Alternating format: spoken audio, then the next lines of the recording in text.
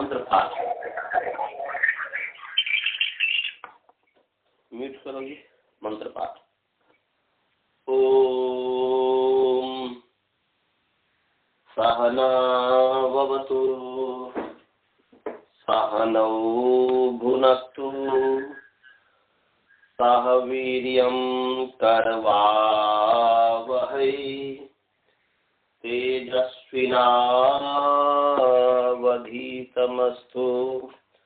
मा विद्विषावहै। ॐ येन धौता गिरः पुंसां विमलैः शब्दवारिभिः तमश्चाज्ञानजं भिन्नम् तस्मै पाणिनये नमः। वाक्यकारं वरुरुचिं भाष्यकारं पतञ्जलिं पाणिनी सूत्रकारं च प्रणतोऽस्मि मुनित्रयम्। ॐ शान्तिः शान्तिः शान्तिः। सभी को सादर नमस्ते। आइए आप सभी का जो है प्रथमावृत्ति पाठ में स्वागत है। ईश्वर की असीम अनुकंपा से, असीम कृपा से हम प्रथम अध्याय के द्वितीय पाद का जो है 66 नंबर सूत्र तक हमने पढ़ लिया था, शेष तक। आज जो हम पढ़ेंगे 68 भातृपुत्रौ स्वस्य दुहित्रेभ्याम, यहाँ से शुरू करेंगे। तो उससे पहले आज मैंने जो है प्रोष्ठ पद किस नक्षत्र का नाम है और तिष्य किस नक्षत्र का नाम है, इस पर हमने आज देखा। शब्द कल्पद्रुम मैंने अनुसंधान किया, उसमें मैं देखा शब्द कल्पद्रुम जो है। तो शब्द कल्पद्रुम में बताया है कि प्रोष्ठ पद जो नक्षत्र है उत्तरा भाद्रपदा और पूर्वा भाद्रपदा और उत्तरा भाद्रपदा, मैंने उत्तरा पूर्वा भाद्रपद और उत्तरा भाद्रपद, जिनको कल उन्होंने द्रोण जी ने जो है उत्तरा भाद्रपद की बात 26 की बात कर रहे थे, दोनों क्योंकि दो है ना, तो पूर्वा भाद्रपद और उत्तरा भाद्रपद, पूर्वा भाद्रपदा और उत्तरा भाद्रपदा, ये दो जो नक्षत्र है इसको प्रोष्ठ पद कहते हैं। प्रोष्ठ पद का जो निर्वचन है, इसका जो विग्रह करेंगे प्रोष्ठ पद, तो इसका यह है कि प्रोष्ठः इति गौः। प्रोष्ठः कहते हैं गौ को। प्रोष्ठः गौ को इसलिए कहते हैं कि प्रकृष्टः ओष्ठो यस्या या यस्य सप्रोष्ठः। पुंलिंग में यस्य हो जाएगा निपदार्थ, स्त्रीलिंग में यस्या।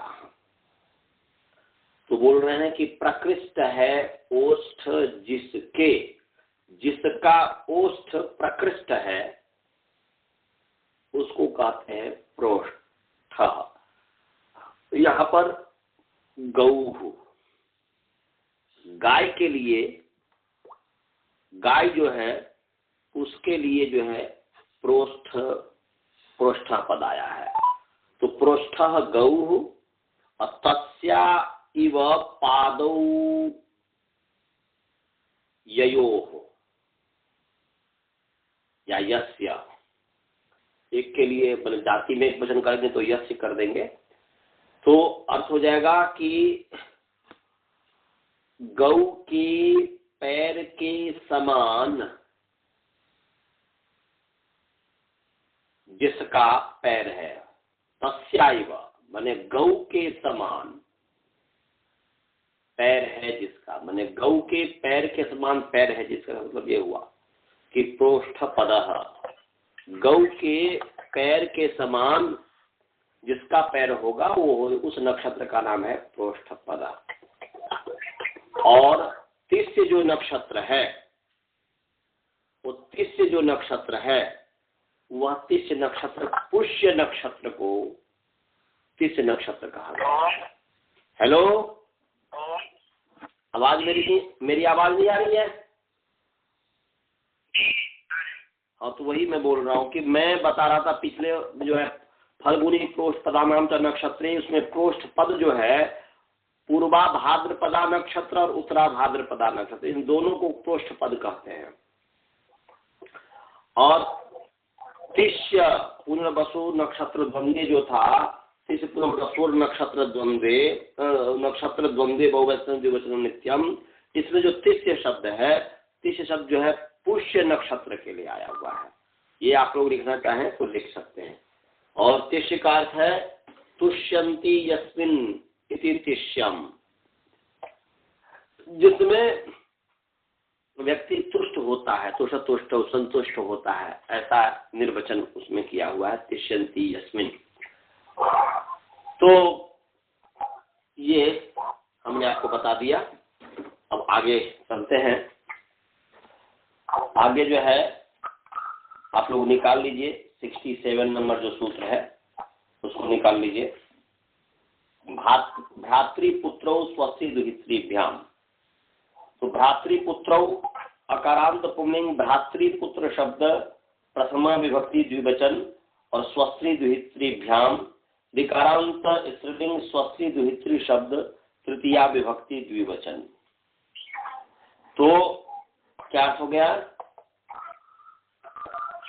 स्वस्त्री समास है। आप लोग म्यूट कर लीजिए यदि, क्योंकि जो है कभी कभी ये होता है, या तो एकदम शांत से जो है सुनिए, इधर उधर कुछ नहीं होनी चाहिए।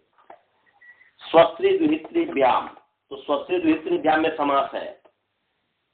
स्वसाच दुहिता चैती स्वस्त्री दुहितरौ ताभ्याम स्वस्त्री दुहित्रीभ्याम, इतरेतर युग द्वंद्व हो गया। और भ्रातृपुत्रों में भी समास है। भ्राता च पुत्रश्च इति भ्रातृपुत्रौ, इतरेतर युग द्वंद्व हो गया। तो अर्थ क्या हो गया जी? अर्थ हो गया कि सह के युग में तृतीया है स्वस्त्री दुहित्रीभ्याम में, तो हो गया स्वस्त्री दुहित्रीभ्याम सह भ्रातृपुत्रौ शिष्येते, ये अर्थ हुआ।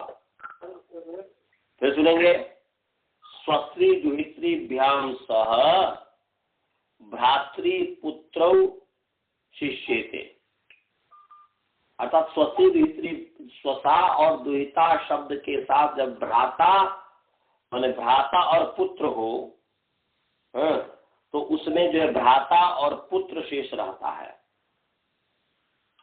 स्वसा क्रम से करेंगे। भ्रातृ का संबंध है स्वसा स्वस्त्री के साथ। भ्राता माने भाई, भ्रातृ माने भाई और स्वस्त्री माने बहन, पुत्र माने बेटा और दुहित्री माने बेटी। तो अर्थ हो गया कि स्वस्त्री दुहित्री भ्याम शब्दाभ्याम सह भ्रातृपुत्रौ शिष्येते, अर्थात स्वस्त्री दुहितरौ निवर्तेते, निवर्तेते। स्वसा और दुहिता के साथ भ्राता और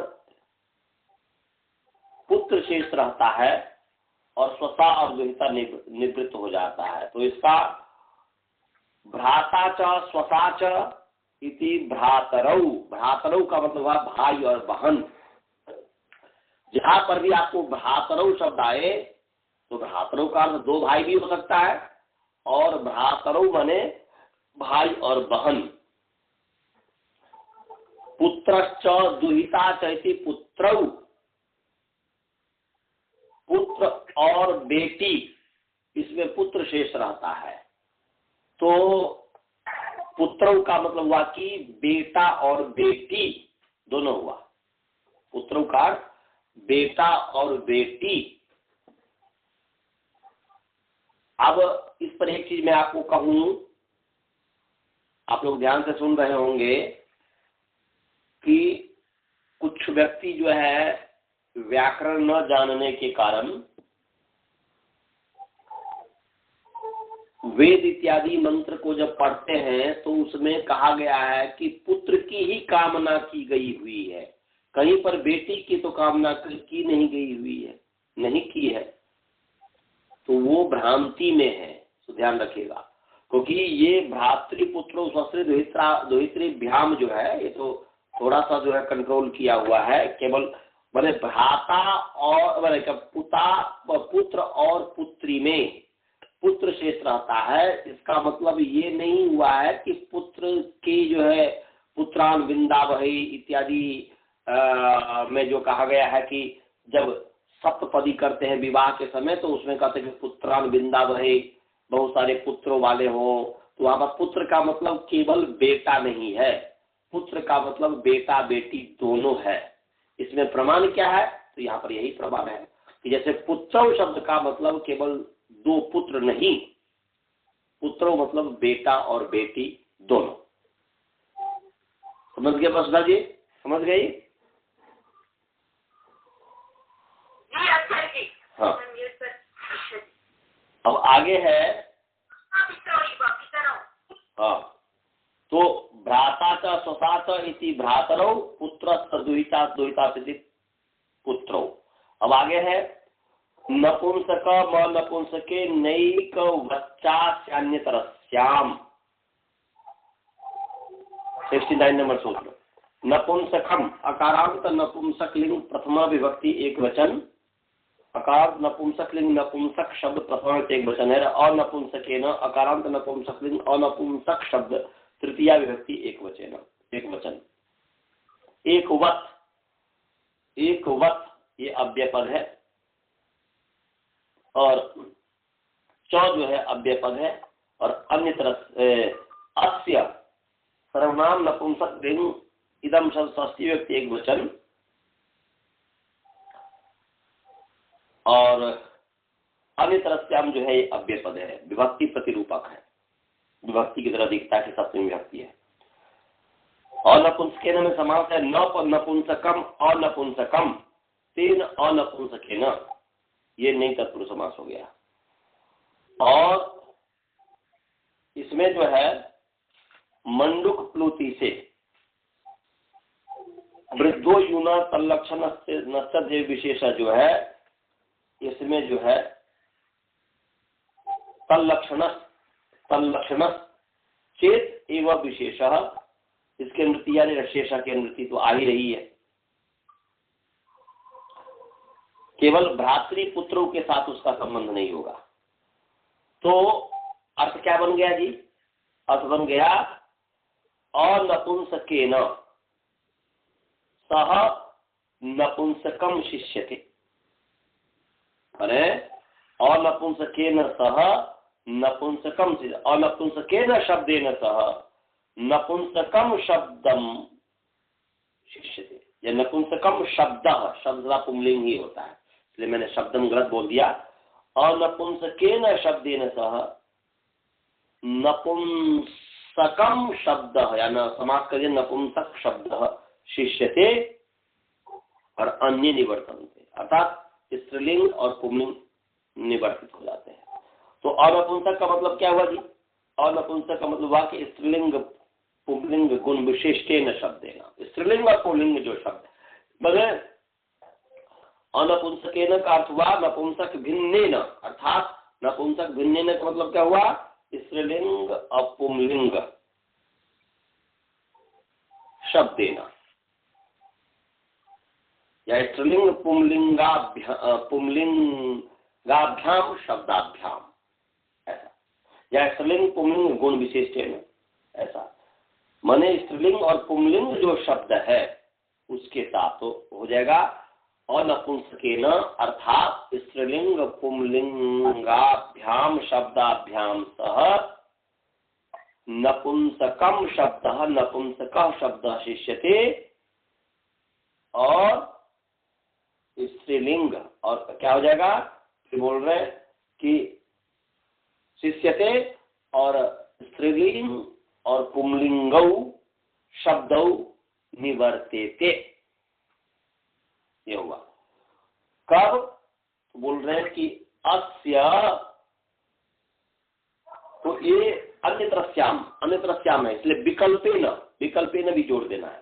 माने विकल्पेन शिष्यते, माने स्त्रीलिंग पुंलिंग शब्दाभ्याम सह नपुंसक कम शब्द या नपुंसक शब्द शिष्यते विकल्पेन।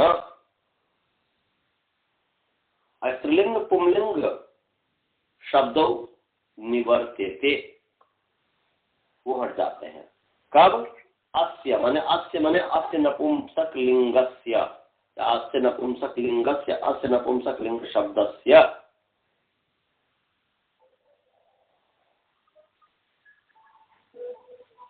इस नपुंसक लिंग वाला जो शब्द है, उस शब्द को एक वक्त, अस्य एक वक्त माने अस्य नपुंसक लिंग शब्द से अन्यत्रस्याम माने विकल्पेन, अन्यत्रस्याम कह गया, अन्यत्रस्याम माने विकल्पेन एक वक्त भवति, एक वक्त कार्यम भवति।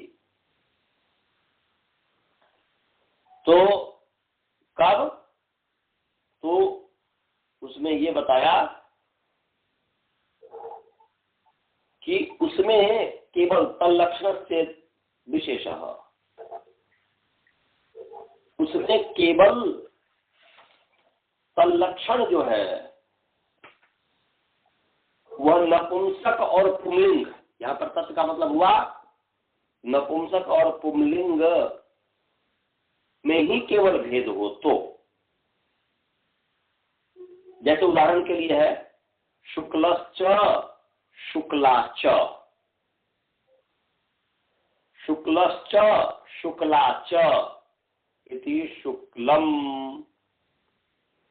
नपुंसक शेष रहा और उसका एक वद भाव हो गया, माने एक वत कार्य हो गया। तो यहां पर आता एक वचन, क्यों? क्योंकि जैसे शुक्लश्च शुक्लाच, और एक और ले लीजिए शुक्लम च, शुक्लश्च शुक्लाच शुक्लम च। विशेषण के लिए आप जोड़ना चाहें तो जोड़ सकते हैं शुक्लश्च कंबलः, पुंलिंग हो गया, कंबल का हो गया, सफेद कंबल। शुक्लाच शाटिका, ये शुक्ला जो है स्त्रीलिंग हो गया, ये शाटिका साड़ी के लिए कह रहा है। और शुक्लम च वस्त्रम इति शुक्लम, तदिदम शुक्लम, तो शुक्लम रहा। तो यहां पर एक और चीज मैं एक थोड़ा गलत बोल दिया कि ये नहीं कि वो मैंने ये जो कहा कि अनपुंसकेन सनपुंसकम विकल्पेन शिष्यते, नहीं, वो गलत में बोल दिया, क्योंकि अन्यत्रस्याम का संबंध केवल एक वक्त के साथ है, एक वचन के साथ है। तो यहाँ पर पूरा ये अर्थ जो करेंगे, अर्थ होगा कि अनपुंसकेन सह नपुंसकम शिष्यते, अनपुंसकम निवर्तते, और अस्य नपुंसक लिंगस्य च विकल्पेन एकवत् कार्यम भवति।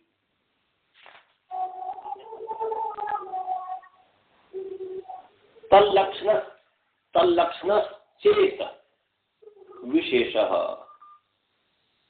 अर्थात नपुंसका नपुंसक गुणस्यैव नपुंसका नपुंसकस्य चेत वैरुप्यम स्यात्, अन्य सर्वम सामान्यम स्यात्।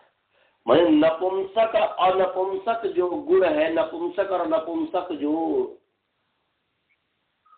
गुण है उसका ही भेद हो, उसमें ही विरूपता हो, परंतु अन्य सब कुछ बराबर हो। तो शुक्लम शुक्लः च शुक्लम च, शुक्लः च शुक्ला च शुक्लम च। तो देखिए स्त्रीलिंग में ही केवल भेद है, शुक्ला पुंलिंग है, शाटिका शुक्ला स्त्रीलिंग है, शुक्ला नपुंसक लिंग है, तो केवल लिंग में ही भेद है,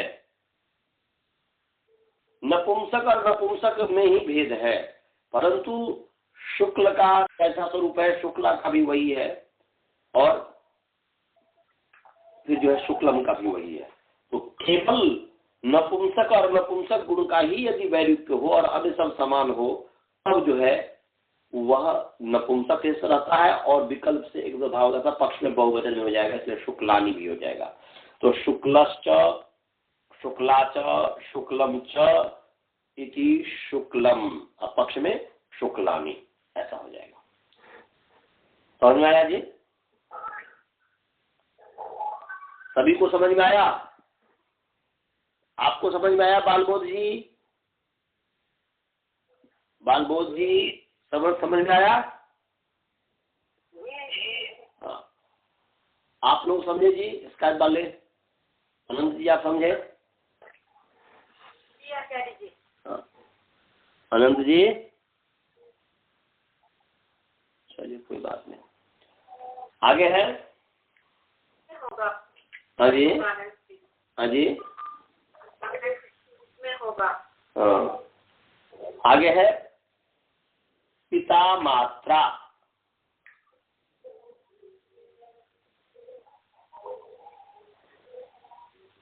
पिता मात्रा ऋकारांत पुंलिंग पितृ शब्द प्रथम एक वचन, मात्रा ऋकारांत स्त्रीलिंग मातृ शब्द तृतीया एक वचन है।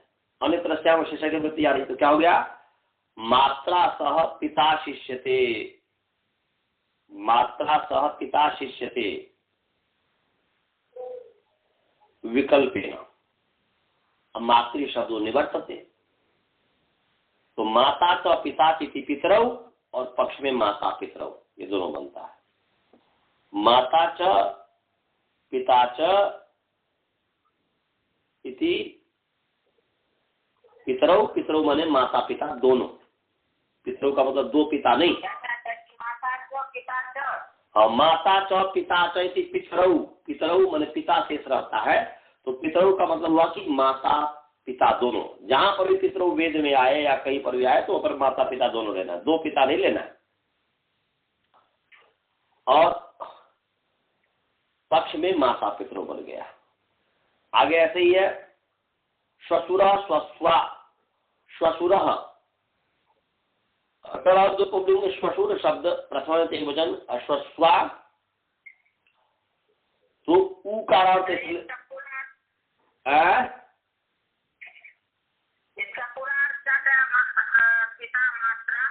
मात्रा सह पिता शिष्यते, मातृ माने मातृ शब्देन सह पिता शब्द शिष्यते, पितृ शब्द शिष्यते विकल्पेन शिष्यते, और मातृ शब्दों निवर्तते। ये हुआ कि माता के साथ पिता माने माँ शब्द के साथ यदि पिता शब्द का वचन हो, कथन हो, तो उसमें पिता शब्द रहेगा और माता शब्द हट जाएगा। विकल्प से तो पितरौ भी बनता है और माता पितरौ भी बनता है, दोनों बनता है। ऐसे श्वशुरा श्वशुरा अकारांत पुल्लिंग श्वशुरा शब्द प्रथम व्यक्ति एक वचन है, श्वशुरा उकारांत स्त्रीलिंग श्वश्रु शब्द तृतीया व्यक्ति एक वचन है। तो क्या होगा जी? श्वशुरा सह श्वशुर शिष्यते और श्वश्रु शब्द निवर्तते। तो श्वशुरा सा माने श्वश्रु शब्देन सह, श्वश्रु माने सास और श्वशुर माने ससुर, ससुर जिसको कहते हैं। तो श्वश्रु शब्देन सह श्वशुर शब्द शिष्यते, श्वश्रु शब्देन सह वचने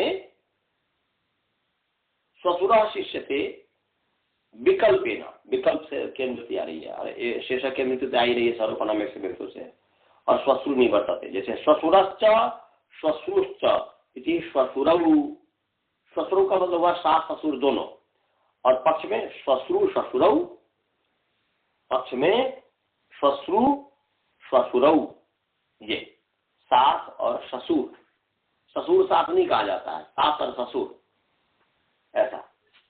सीताराम, राम सीता नहीं, पति पत्नी, पत्नी पति नहीं, सम्मान के लिए उसको सबसे पहले रखा जाता है। शब्द में, हमारे शब्द में भी सम्मान है महिला के लिए, व्यवहार की तो बात ही छोड़ दीजिए। मध्यकाल में कुछ अज्ञानी लोगों ने इस तरीके की बात कही और कुछ विद्वान लोग जो अज्ञानी हो गए, कालिदास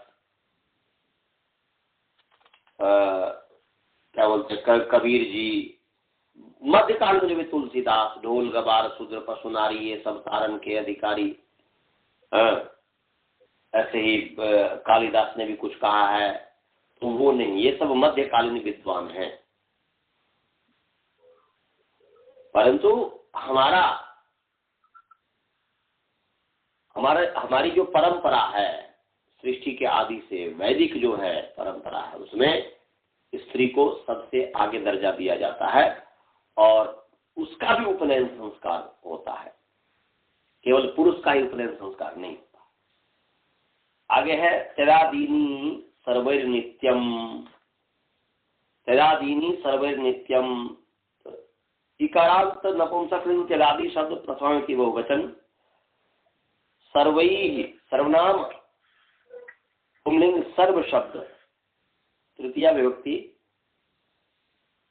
बहुवचन, और नित्यम अकारांत नपुंसकलिंग नित्य शब्द प्रथमा एक वचन है।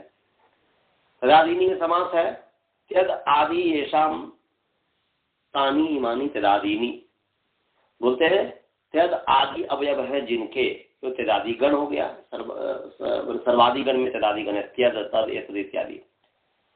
तो त्यद आदि येषाम तानी इमानी तदादीनी बहुब्री समास हो गया, शेषक अनुमति आ रही है। तो अर्थ क्या होगा जी, तदादीनी शब्द रूपानी सर्वैः सह शिष्यन्ते, माने सर्वैः सह वचने, सर्वैः सह वचने बोल रहे हैं कि सबके साथ मतलब जितने भी शब्द हैं, राम श्याम मोहन इत्यादि जितने भी शब्द हैं, तो सर्वैः शब्द सह वचने तदादीनी शब्द रूपानी शिष्यन्ते, और सर्वे शब्दा निवर्तन्ते। और ये नित्यम नित्य है, विकल्प से नहीं है, ये नित्यम ही कह रहा है कि ऊपर जो आ रहा है माने अन्यत्र से अनुवृत्ति आ रही है, इसी से पता चलता है। जैसे स देवदत्तश्च इति तौ, तौ का मतलब हुआ स वह और देवदत्त, यश्च यजदत्तश्च इति यौ, सश्च यश्च इति यौ, वह और जो, ये दोनों मिलकर के यौ हुआ। आगे का जो होता है उसी के आधार पर जो है हम ये करते हैं। तो स देवदत्त, यहाँ पर तो ये स यश यौ हो गया सर्वनाम में, परंतु स देवदत्त इसमें देवदत्त नहीं लिया जाएगा, तदादि ही रहे बचेगा, तदादि ही शब्द रूप बचेगा। अब सस्त यौ ऐसा क्यों किया, ये क्यों नहीं किया, तो यहाँ पर नहीं, वार्तिक है।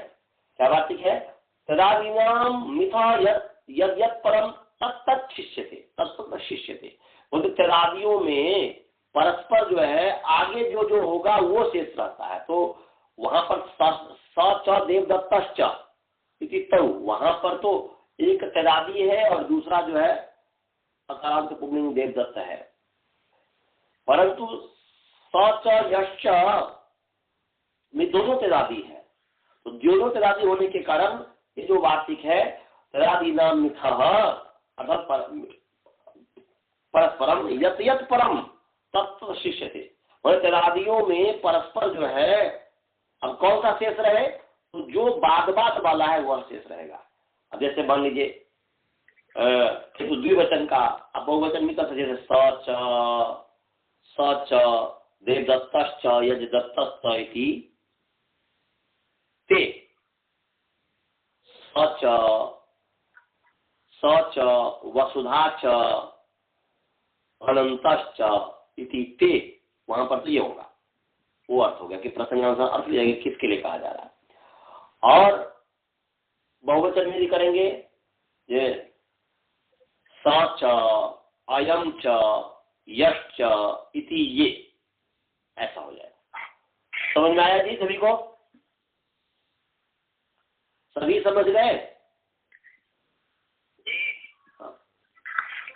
पता नहीं वो कट क्यों गए, क्या कहते हैं कि द्रोण जी शायद कट गए। आगे है ग्राम्य पशु संघेशु तरुणेशु स्त्री, तो ग्राम्य पशु संघेशु अकारांत पुंलिंग ग्राम्य पशु संघ शब्द सप्तमी व्यक्ति बहुवचन है। अतरुणेशु, अतरुणेशु अतरुणेषु का अर्थ है अतरुण में अकारांत पुल्लिंग अतरुण शब्द सप्तमी विभक्ति बहुवचन, स्त्री इकारांत स्त्रीलिंग स्त्री शब्द प्रथमा विभक्ति एकवचन है। ग्राम्य का मतलब है कि ग्रामे भवा ग्राम्याः, गांव में होने वाले जो भी है, गांव में होने वाले जो पशु है उसको ग्राम्य पशु कहेंगे। ग्रामे भवा ग्राम्याः, ग्रामाद यथौ से जो है यहाँ पर यथ प्रत्यय हुआ है तो ग्राम्य बना। तो अर्थ हुआ कि ग्राम्याश्च पशवश्च, अलग है, ग्राम्य अलग है पशु अलग है, तो ध्यान रखिएगा। गांव में होने वाले जो है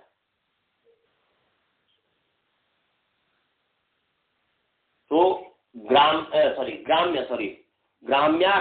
ग्राम्य पशु का समास है। ग्राम्याश्च ते पशुवश्च, कर्मधारय समास है, गलत में बोल दिया। ग्राम्याश्च ते पशुवश्च ग्राम्य पशवः, ये कर्मधारय तत्पुरुष समास हो गया, समानाधिकरण तत्पुरुष समास हो गया। ग्राम्य पशु, ग्राम्याश्च ते पशुवश्च ग्राम्य पशवः, और ग्राम्य पशु नाम संघः, संघा क्योंकि संघेषु है ना जी, तो ग्राम्य पशु नाम संघाः इति ग्राम्य पशु संघाः तेषु ग्राम्य पशु संघेषु, ये हो गया षष्ठी तत्पुरुष समास हो गया। और अतरुणे में अतरुणेषु में समास है न विद्यन्ते तरुणा येषु, ये अतरुणेषु ग्राम्य पशु संघेषु का विशेषण है। न विद्यन्ते तरुणा येषु, तरुणा येषु ते अतरुणा तेषु अतरुणेषु, माने ऐसा संघ जिन संघों में तरुण नहीं है, तरुण गाय नहीं है, टीन एजर वाला नहीं है, युवा से पहले होता है तरुण, कुमार, इसके बाद तरुण, तो जिनमें तरुण गाय नहीं है, जिन संघों में तरुण पशु नहीं है, वो अतरुण हो गया। तो अब इसमें अनुवृत्ति जो है शेषा की अनुवृत्ति आ रही है, बोलते हैं अतरुणेषु ग्राम्य पशु संघेषु, अतरुण तरुण रहित ग्राम्य पशुओं के संघों में स्त्री शिष्य थे, स्त्री शिष्य रहता है, स्त्री बचा हुआ रहता है, उसमें उसकी प्रधानता है, स्त्री शिष्य थे और अन्य निवर्तन थे। तो यहां पर कह रहे हैं कि तरुण भिन्न ग्राम्य पशुओं के संग में स्त्री बचता है और अन्य माने पुमान जो है निवर्तते, पुमलिंग जो है वो माने पुमलिंगवाची जो शब्द है, पुमलिंग गुण विशिष्ट जो शब्द है, पुमलिंग गुण विशिष्ट शब्द निवर्तते। हाँ,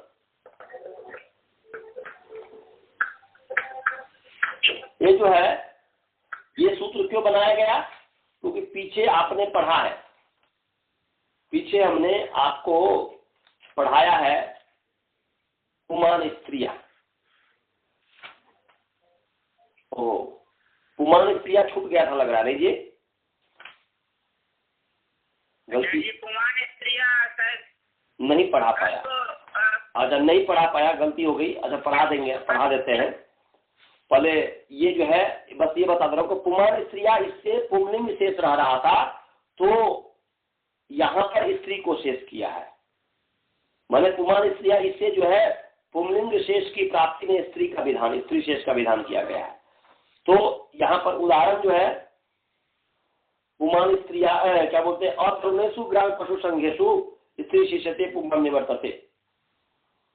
उदाहरण गावश्च वृषभाश्च इति गावः, गौ और बैल, उसमें गौ ही शेष रहेगा। गावश्च वृषभाश्च इति गावः, गावः इमाः चरन्ति, माने गाय बैल चर रहे हैं।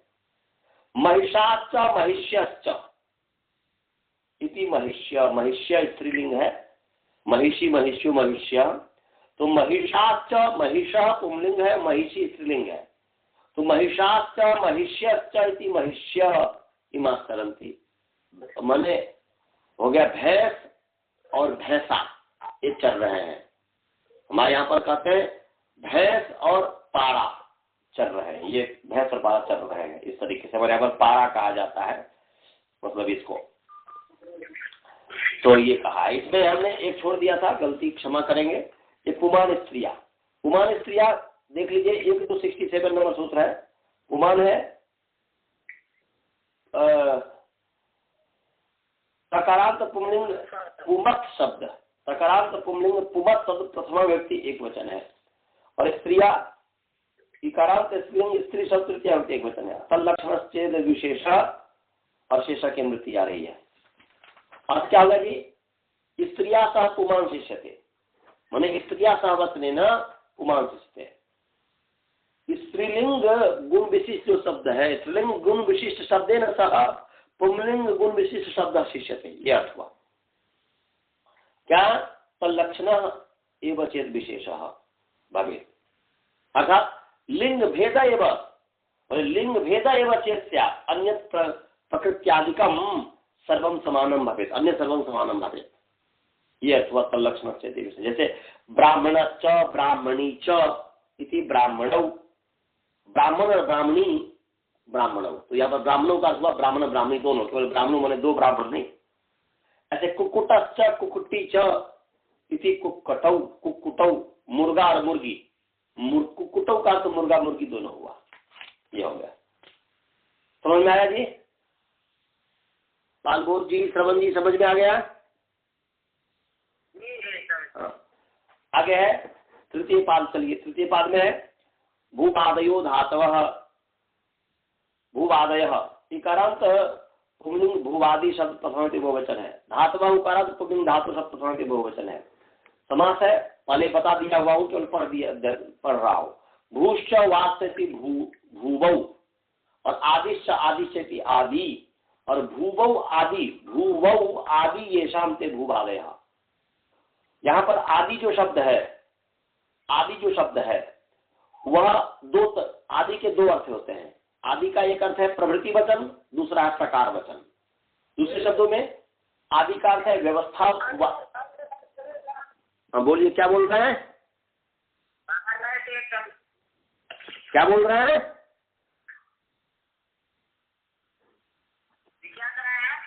कुछ पूछ रहे थे आप? आवाज आ रही थी। तो चलिए, आदि के दो अर्थ हैं, दो प्रकार के आदि होते हैं। एक है व्यवस्थावाची, एक है प्रकारवाची। व्यवस्थावाची आदि को प्रवृत्ति कहते हैं दूसरे शब्द में, और प्रकारवाची जो है वो प्रकारवाची है। तो भू के साथ जो आदि है, हमने अब पीछे आपको पढ़ाया हुआ है कि द्वंद्वाते द्वंद्वादु सूर्यमानम पदम प्रत्येक संबद्ध थे। तो यहाँ पर आदि शब्द का संबंध भू के साथ भी है, वा के साथ भी है। तो भू के साथ जो आदि है वह प्रवृत्ति वचन है, व्यवस्थावाची है, और वा के जो साथ जो आदि है उसका तो प्रकार है। तो क्या हो गया? भू प्रवृत्ति वा सदृशा, प्रकार माने सदृश, प्रकारवाची माने सदृशवाची। तो भू प्रवृत्ति वा सदृशा माने भू प्रवृत्तय वा सदृशा शब्दा धातवः भवन्ति। यह पीछे मैंने बताया हुआ है कि भू इत्यादि वा जैसे शब्द की धातु संज्ञा होती है। भू प्रवृत्तय वा सदृशा शब्दा धातवः भवन्ति, धातु संज्ञा भवन्ति। भू प्रवृत्ति वा सदृश वा जैसे शब्द की धातु संज्ञा होती है। इसी बात को अपने शब्द में भट्ट दीजिए, यहाँ पर ब्रह्मदत्त जी कर है कि भू इत्येवम आदय, भू इत्यादि माने भुआदि गण से लेकर के चुरादि गण तक जितने भी धातु हैं, तो ये व्यवस्था कर दिया कि इतने व्यवस्थित धातु अपने धातु पाठ के लिए कर रहे हैं, ये व्यवस्थित हो गया धातु। और वा के साथ आदि है, उसका अर्थ है प्रकार का, तो बोलते वा इत्येवम प्रकार का। तो प्रकार क्या है जी? वा सदृश, तो वा का क्या अर्थ है? वा गति गंधन, वा का अर्थ है गति, गति का अर्थ है क्रिया, तो अथवा क्रियावाची, ये अर्थ हो गया। अर्थ हो गया वा इत्येवम प्रकार का माने क्रियावचन शब्दा धातु संज्ञा भवन्ति। समझ में आया जी? भू इत्यादि वा प्रकार वाले अर्थात क्रिया वचन वाले, क्रिया को करने वाले जो शब्द होगा उसकी धातु संज्ञा होगी, ये इसमें बताया है। तो भवती पठती वाति इत्यादि है। तो इसको आप कहना चाहे तो क्रियावाचिनो भुवादय धात माने क्रियावाचिनो भुवादय धातवः स्युः, या धातु संज्ञका स्युः। क्रिया को कहने वाले जो भू इत्यादि शब्द है उसकी धातु संज्ञा होती है। तो क्रियावाचिना जो हुआ वह आदि का प्रकार जो अर्थ है उसको लेना है, जो जिसको सिद्धांत कौमुदी में क्रियावाचिनो कहा है। और वादया में जो आदि है वो व्यवस्थावाची हो गया। भवती, पठती, वाती, इस सब की सिद्धि पीछे बता दिया हुआ हूं, उसी की तरह होगा, इसमें कोई विशेष नहीं है। अब जो है इस संज्ञा प्रकरण, उपदेशे जन्मनास्तिक इत, उपदेशे अकारांत पुंलिंग, उपदेश सब सप्तमी एक वचन है। अच चकारांत पुंलिंग, अच शब्द प्रथम एक वचन है। अनुनासिका अकारांत पुंलिंग, अनुनासिक शब्द प्रथम एक वचन है। इत तकारांत पुंलिंग, इत शब्द प्रथम एक वचन है। उपदेशे वैधिकरण विशेषण है। अच अनुनासिका, अनुनासिका अच का विशेषण है, समानाधिकरण विशेषण है। तो अर्थ हो गया कि उपदेशे अनुनासिका अच इत भवती, ये अर्थ हो गया। तो अनुनासिक अच दो प्रकार के होते हैं, सानुनासिक और अनुनासिक। तो सानुनासिक अच की संज्ञा होती है। और उपदेश है, उपदेश में, उपदेश का क्या अर्थ है जी? उपदेश में उपकार है आदि, उपदेश का अर्थ है उच्चारण। तो अर्थ हो गया कि आद्योच्चारणम, उपदेश आद्योच्चारणम, आद्य माने प्रथम। तो उपदेश मीन्स उपदेश किम आद्योच्चारणम, प्रथमोच्चारण, प्रथमोच्चारण, प्रथम जो उच्चारण किसका? प्रत्याशक्ति न्याय में किसका प्रथम उच्चारण? हमारा, आपका नहीं। व्याकरण किससे पूर्ण होता है? पाणिनि, कात्यायन, पतंजलि। हालांकि जिस समय महर्षि भगवान पाणिनि जी ने इस सूत्र को बनाया तो अपने लिए ही बनाया था, परंतु त्रिमुनि व्याकरण कहा गया है। व्याकरण त्रिमुनि से पूर्ण होता है, पाणिनि से, कात्यायन से, पतंजलि से। इसलिए हमारे लिए यहाँ पर जो उपदेश हो गया, पाणिनि का भी उपदेश उपदेश है। अष्टाध्यायी धातु पाठ गण पाठ, मैंने अष्टाध्यायी धातु पाठ उनादि कोश गण पाठ लिंगानुशासन, पाणिनि जी का जो उच्चारण है। और कात्यायन का जो वार्तिक है वह भी हमारे लिए उपदेश है, प्रामाणिक है। और क्या बोलते हैं, महाभाष्य जो है वह भी हमारे लिए उपदेश है। इसलिए आद्योच्चारण में पाणिनि, कात्यायन, पतंजलि नाम प्रथमोच्चारणम उपदेश। और आद्योच्चारणम का अर्थ आप जो है उप माने आद्य, आदि, और आदि में होने वाला, आद्य हो गया तो शुरू में होने वाला, अर्थात व्याकरण के शुरू में होने वाला इसका जो अस्तर है। तो पाणिनि, कात्यायन, पतंजलि, तो आद्या नाम उच्चारणम आद्योच्चारणम, ऐसा भी कर सकते हैं कि आद्यो का अर्थात पाणिनि, पाणिनि, कात्यायन, पतंजलि नाम उच्चारणम, पाणिनि, कात्यायन, पतंजलि का जो उच्चारण है वह आद्योच्चारण है। इस रूप में हम कर सकते हैं। तो बस अंतर हो गया दोनों में, बस ध्यान रखिएगा। हमने जब आद्योच्चारणम कहा तो आद्यो मतलब आदो भवति आद्य, उपमाने आदि, और आदि में हम यह करके आद्य, आदि में तत्र भव अर्थ में आदो भवति आद्य, आदो भवाइति आद्या। और आद्या नाम उच्चारणम आद्योच्चारणम, देश माने उच्चारणम। तो वहां पर आद्या नाम माने पाणिनि, कात्यायन, पतंजलि नाम उच्चारणम, ऐसे ही अपने आप पता चल गया। और यदि सीधे आदि उच्चारण लेंगे, आद्य नहीं कहेंगे, उपदेश में तो आदि उच्चारण, आद्योच्चारण, ऐसा आद्योच्चारण में करके आदि उच्चारण इक्वल आद्योच्चारणम, प्रथम हो तो आदि माने प्रथम, तो प्रथमोच्चारणम। अब जो है आप जो है यहाँ पर पाणिनि, कात्यायन, पतंजलि नाम का अध्ययन कर लीजिए। तो इसी को जो है लोगों ने गिर दिया हुआ कि धातु, सूत्र, गणोनादि, वाक्य, लिंगानुशासनम, आगम, प्रत्यादेशा, उपदेशा, प्रकृतिता इत्यादि। तो आगम, प्रत्यय आदि तो अष्टाध्यायी में ही आ गया। तो अर्थ हो गया कि उपदेश से अनुनासिक अच भवती, उपदेश में जो अनुनासिक अच है, अनुनासिक अच जो है उसकी संज्ञा होती है। जैसे पठ, पठती का धातु है पठ, ये उपदेश है। तो ये हालांकि आजकल वो परंपराएं लुप्त हो गई है। महर्षि पाणिनि जब इस सूत्र को बनाए थे तो उस समय पठ व्यक्तायमवाची, तो उसमें अनुनासिक चिन्ह दिए थे, तो तब भूल गया। अब हम लोग भूल गए, वो परंपरा समाप्त हो गई, लुप्त हो गया। तो उसको कैसे हम करेंगे? तो क्या कहेंगे? उसके लिए अनुनासिक क्या है? पाणिनि, ये ना जी वो वार्तिक मन परिभाषा है। माने पाणिनि के पाणिनि प्रोक्ता वर्णा अनुनासिक क्या भवन्ति, वह याद आ गया। प्रतिज्ञानुनासिक क्या पाणिनीय, ये है प्रतिज्ञानुनासिक क्या पाणिनीय। पाणिनि प्रोक्त जो वर्ण है प्रतिज्ञानुनासिक है। प्रतिज्ञा माने वह परंपरा, गुरु परंपरा उपदेश है ना, पता चलता है। तो पठ, पठती, वद, वदती, एध, एधते, सु औ जस, तो सु में उ ये हो गया सब। आगे हलंत्यम, हलंत्यम लकारांत पुंलिंग हल सत प्रथमांत एकवचन है, यह नपुंसक लिंग कर दीजिए, अंत्यम का है। लकारांत नपुंसक लिंग हल सत प्रथमांत एकवचन, अंत्यम अकारांत नपुंसक लिंग अंत सत प्रथमांत एकवचन है। तो अंत्यम, अंत्य भावम अंत्यम, तो अंत्यम उपदेश के अंत के लिए आइए, हो गया उपदेश से अंत्यम हल इत भवति, इसकी अनुवृत्ति आ रही है। हमने आपको बताया हुआ है कितना बार शुरू में कि हम जो अनुवृत्ति लाए तो किसकी लाए, तो असमान विभक्ति वाले पद की लाए, तो उपदेशी की अनुवृत्ति आ रही है और आचरणाशिका की अनुवृत्ति नहीं आ रही है, क्योंकि प्रथमांत उद्देश्य पद है, इत जो है विधेय है, इसलिए वो आ जाएगा प्रथमांत होते हुए भी। से उपदेश से अंत्यम हल इत भवति, उपदेश में अंत जलो हल जो है उसकी संज्ञा होती है, और ये उन उपदेश है उसका अंत्य बनना, उसकी नकार की संज्ञा हुई, रेल की ककार की संज्ञा हुई, ऐसे ही हो गया। आगे न विभक्तो तुष्माहम, न अव्यय पद है, विभक्तो विकारांत स्त्रीलिंग विभक्ति सप्तमी एक वचन है। तुष्मा अकारांत पुंलिंग तुष्म शब्द प्रथम बहुवचन है। समास है तुष्ट तुष्ट सच मश्च, तुष्ट सच मश्च इति तुष्मा, इससे तरयोग द्वंद्व हो गया। उपदेश से हलंत्यम की अनुवृत्ति आ रही है, क्यों आ रही है आपको मैं बता दिया, उसको विचार कर कीजिएगा।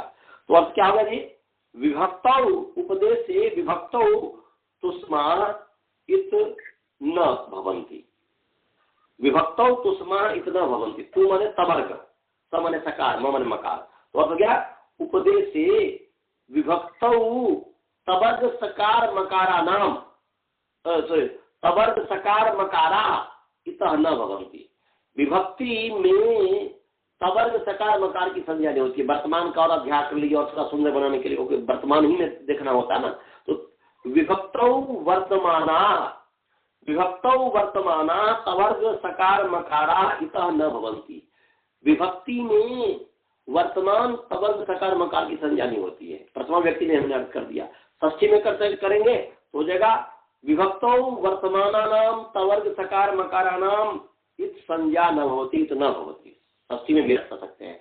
विभक्ति में वर्तमान तवर्ग सकार मकार की संज्ञा नहीं होती है। और इसको ऐसा कर देंगे विभक्तस्था, ऐसा भी अब कर सकते, विभक्तस्था तवर्ग सकार मकारा इतः न भवन्ति, या विभक्तस्था नाम तवर्ग सकार वर्तमाना नाम तवर्ग सकार मकारा नाम इत संज्ञा न भवति, इस संज्ञा नहीं होती। जैसे रामात वृक्षात, तो रामात में जो है, रामात में जो है तांग गति गसा मिनास्या, तो गस गति ध्यान में, तो गति है, गति का राम से जो है गति लाए, गति प्रत्यय गति का अस बचा, अब जो है गति को मान करके राम की अंग संज्ञा होने से अधिकार में ता गति गसा मिनास्याह, ता गति गसा मिनास्याह, इससे जो है अकारांत अंग से उत्तर जो है ता को इन गति को आ और नस को स्य आदेश होते हैं, तो यहाँ पर आस हुआ तो राम और आस है, फिर रामात जो है राम और आस अक्का शब्द निर्गत कर दीजिए और मिनास्य है ना जी, तो ताग से आस हुआ तो अक्का शब्द निर्गत हुआ, और तो को आस का तो का लोप क्यों नहीं हुआ, तो विभक्ति में तो हलन से लोप होना चाहिए, तब तो विभक्त तो न विभक्त, विभक्ति में तो सकार मकार की संज्ञा नहीं होती है, ये कर दिया। ऐसे सकार जश जश शस, सकार में जस में हलंत्यम से स को संज्ञा होना चाहिए, शस में स का होना चाहिए, विस में भी होना चाहिए, गस में भी उसमें होना चाहिए, क्यों नहीं होता, विभक्ति सकार है इसलिए नहीं हुआ। मकार जैसे अम अम आम, अम सु जैसे अम में म की संज्ञा होना चाहिए, क्यों नहीं हुआ, विभक्ति मकार है, ऐसे आम में विभक्ति मकार है तो इसलिए नहीं हुआ। समझ गया जी? हाँ, तो आज हमने जो है अच्छा पढ़ा दिया, 1 2 3 4 5 6 7 8 9 10 11 सूत्र हमने पढ़ाया। ऐसे ही धीरे धीरे जैसे गति बढ़ती जाएगी वैसे ही बढ़ता जाएगा और भी बढ़ता जाएगा। 11 तो कुछ नहीं है, ऐसा भी हो सकता है कि दिन में 50 सूत्र भी हो जाए, शायद 1 घंटा में शायद ना हो पाए तो कम से कम जो 20 तो हो ही जाएगा, 20-25 सूत्र ऐसा आगे होने वाला। तो कोई शंका तो नहीं है आप लोगों को? मंत्र पाठ करें। ओम पूर्णमदः पूर्णमिदं पूर्णात् पूर्णमुदच्यते पूर्णस्य पूर्णमादाय पूर्णमेवावशिष्यते। ओम शांति शांति शांति। चलिए सभी को सादर नमस्ते। नमस्ते जी, नमस्ते।